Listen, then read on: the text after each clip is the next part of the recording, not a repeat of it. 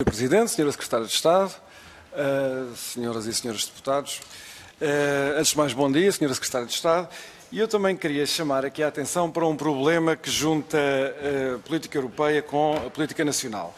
Eu li com atenção as reações dos vários partidos políticos com assento parlamentar às conclusões do Conselho e, claro, um desses partidos foi o Partido Comunista, que escreveu no seu site um texto bastante articulado de crítica incondicional às conclusões do Conselho e anteontem e ontem tivemos aqui na Assembleia da República o debate na Generalidade sobre o Orçamento de Estado.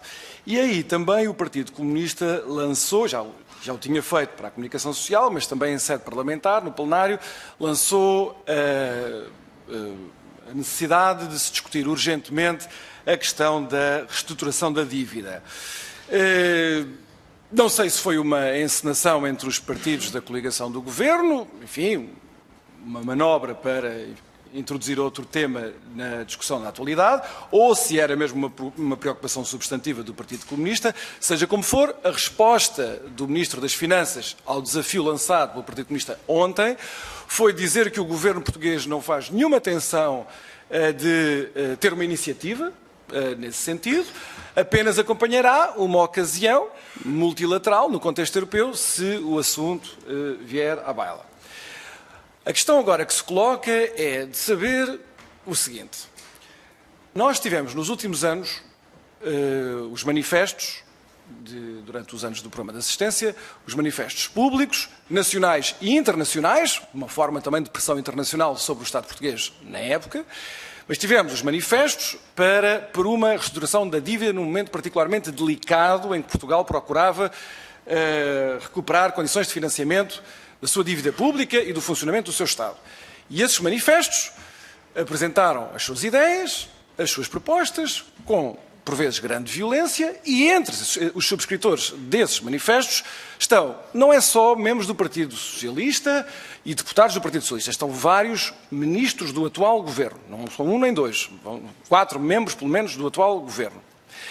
A questão é saber se a reestruturação da dívida, que o PCP fala, uma reestruturação unilateral da dívida, se é isso que está em causa, ou se o entendimento que o Governo tem da reestruturação da dívida é, no fundo, reduzir juros, haver períodos de carência e estender prazos de pagamento. Se for este o segundo entendimento, então o Governo anterior, em duas ocasiões diferentes, em julho de 2011 e em maio de 2013, procedeu a essa forma de reestruturação da dívida. Foram reduzidos juros substancialmente, foram estendidos prazos de pagamento muito substancialmente e foram introduzidos períodos de carência de pagamento dos reembolsos.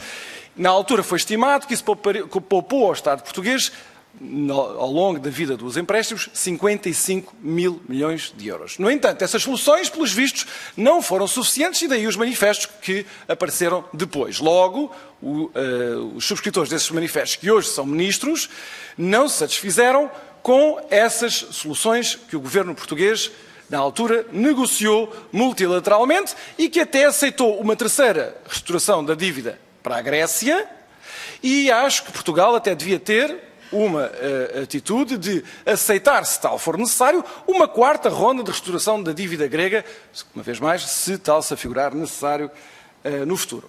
Mas a minha questão para si, então, é a seguinte.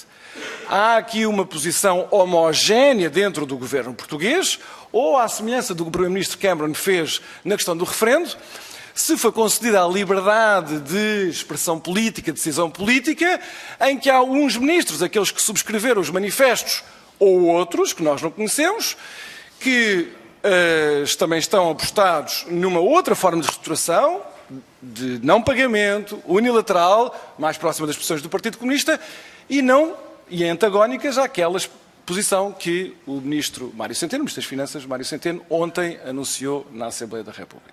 E era isto. Obrigado.